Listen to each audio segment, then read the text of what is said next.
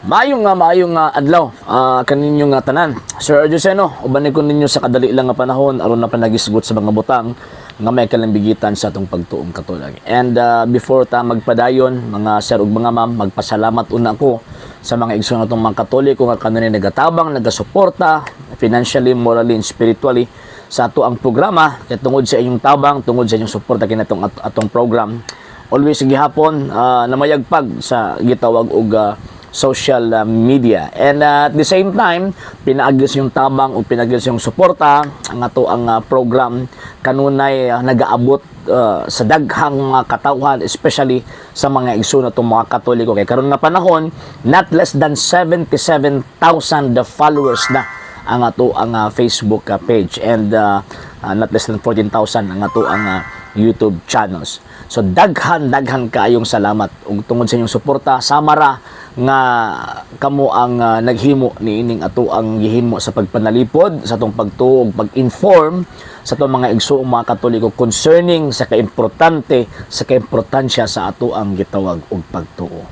Ug karon nga panahon, ang ato ang topic mga sir ug mga ma'am, palahi na punta kay puro laman ta sige reaction ng aning atong mga higala nga mga dili Katoliko, pero di gyapon to walaon kay mao mo gyud ang atong pinaka main objective sa ato ang program nga atong tubagon ng ilahang mga akusasyon batok natong mga Katoliko. So karon nga panahon, syempre kanunay man nato ginireaksyonan ng mga migo nato nga mga members sa tawag aning Amerikano bitaw nga daot. Abot na kong ipasabot kining pundok nga gitukod og Amerikanang daot. Kauban do yung mga barkadang tulo, James White, Joseph Bates ug si G.N. Andrews. Nya always gyud nilang ginasulti mahitungod sa balaod or sugo, di ba? Mo man ang ilahang timplada kung baga ba. So ang muti pasabot, ang kaluwasan nagrely didto sa sugo. So kung dili ka motuman anang sugua, absolutely, so ang mahitabuan na dili jud ka gitawag og maluwas.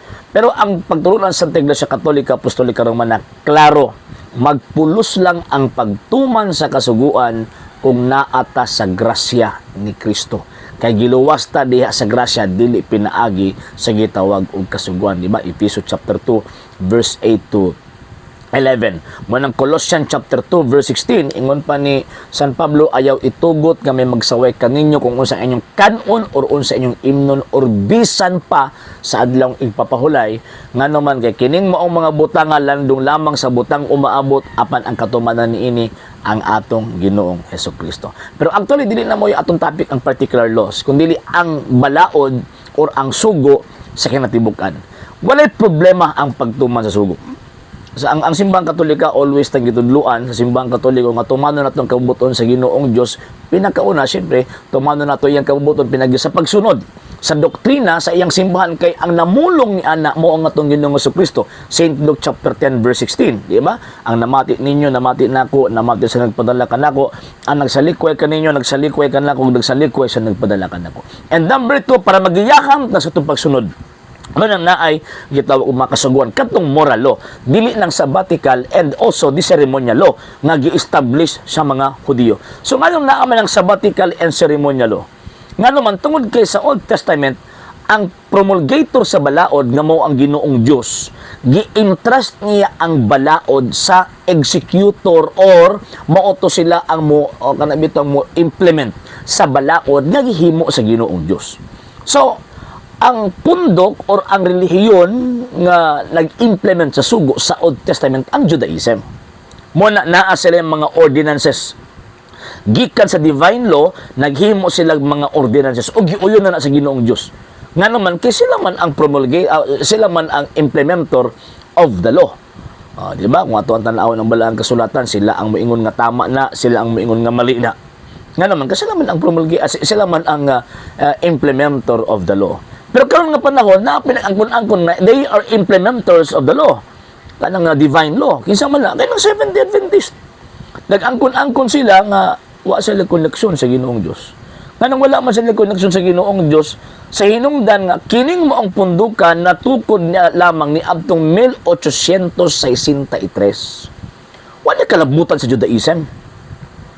Nga naman kay kung naay pagkambyo sa balaod, anay pagkambyo sa pagkapari, napay pagkambyo sa balaod, di ba? Hebrews chapter 7. Kung kambyuan gani ang pagkapari, kambyuan pud usab ang balaod. So, nakambyuan ng pagkapari, pinagi na Ginoong Kristo, so kambyuan pud ang balaod. So, mo di pasabot kining Kristo nga hinungdan sa pagkakambyo sa balaod, naa siya musukan pa ba na ay mga tao, same sa Old Testament, na ay mga tao ang gipili ang Ginoong Dios nga mo implement sa balaod. Pag abot ni Ginoong Kristo, na ay gipili si Kristo nga mga tao nga mo implement sa iyang sugo or mo implement sa maong gitawag og balaod nga amended nga tawag ining balaod.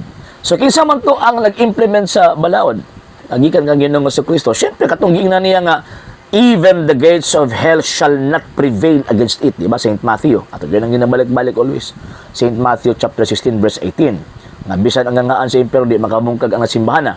Kanya pagkaman ingon po siya nga ako magauban kaninyo kanunay hangtod sa katapusan sa kalibutan. Di ba? Saint Matthew chapter 28 verse 20. Kanya ingon po ni San Pablo nga, so ano mo paghatag sa pagwali, may tungod sa pulong sa kundi may gipadala. Muna ang mga apostol, sila ang unang gipadala. Kay para magwali, magtudlo sa maayong balita. So buti pasabot, kung ang maong gitawag og sugo kaniadto sa Old Testament gihatag, gi-entrust sa Judaism, karon na po, gi-entrust ang sugo o pag-implement sa sugo diha sa iyang mga apostol. So, ang question anak karon, kana bang Seventh-day Adventist na may koneksyon sa mga apostol? Walay koneksyon sa mga apostol. Bisa pagkapila sila masuti nga, gituman na mong sugo kay mo na ang among ilanan, pagtali ka na mo og sa Dios, kung nagtumang-tumang ka lang nga wakay koneksyon dito niya, lossless na. Useless. Tanawa tong si Cornelio, di ba tuman na niyang kabubuton sa Ginoong Dios, bisag pagano siya, gituman niya. Even ang iyang pag-ampo nakaabot na sa darunggan sa Ginoong Dios. Pero wala din ingon ang Ginoong Dios nga okay na ka. Gipadaan pa og mensahero para tudluan siya. Ngano man kay tungod kay girespeto sa Ginoong Dios ang iglesia gitukod niya nga mo implement sa iyang balay. Kasi mismo nag-impra sa balaod niining maong gitawag og simbahan. So, buti pasabot, dapat ang implementer of the law, kanang musunod sa tuwa nga, kamo nakatuman mo, kamo wa mo nakatuman, ang implementer of the law nga musunod sa tuwa, dapat na ay koneksyon sa mga apostol. Question, Seventh-day Adventist, na may koneksyon sa mga apostol? No. May koneksyon sa mga apostol na sila. Again, buto lamang sila sugod ni Abtong 1863. So kung wasa na katungod nga mo implement niya ng maong balaura o niya nag-implement sila, sige sa nagpanaway nga nagtuman mo, wa mo nagtuman, sige sa nagpanaway nga dapat ba og ginigiingon. O si may tawag na to sa ato ang tawag ining balaod sa Pilipinas. O sa man nga violation na usurpation of authority. Nga naman kay wa sila katungod niya mag-implement sila sa balaod. Mura ba og nagpakaron ingnong member sa Land Transportation Office atang-atang anang kalsada magbitbit pug TOP nga dili connected sa gitawag og LTO. Mao pud ni mga tawhana. Kasi may tawag na tawhana mangingilad in the sense nga wa sila gitagaan og otoridad sa pag-implement sa balaod. Pero ilang gi-implement sa mga tao nga dapat dili nilang implementahan. Bot na pasabot dili subject nila. Wala magbantay ta. Ano man kay mga mangingilad karong panahon na dili lang kay tawag anang bitin og sambra mga tawas tapol ang gamiton. Karong panahon na mga mangingilad bit pod og Biblia ug usanan niini kanang atong gisgutan karon nga gitukod pundok nga gitukod sa taong daot.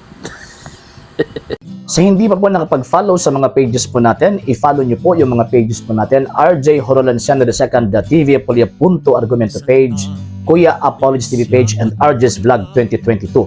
And pwede rin po kayo mag-send po dyan ng Facebook stars. And also, sa atin po mga channels, sa hindi po nakapag-subscribe, subscribe po ninyo yung mga channels natin, Dalay Catholic, Apologist International Official, RJ Sano II TV, Kuya Apologist TV, and Barrio Kawayan Religious Forum. And pwede rin po kayo mag-send po dyan ng super sticker, super chats, and super thanks. And maraming salamat po sa mga kapatid at mga Katoliko na always pong tumutulong sa programa po natin.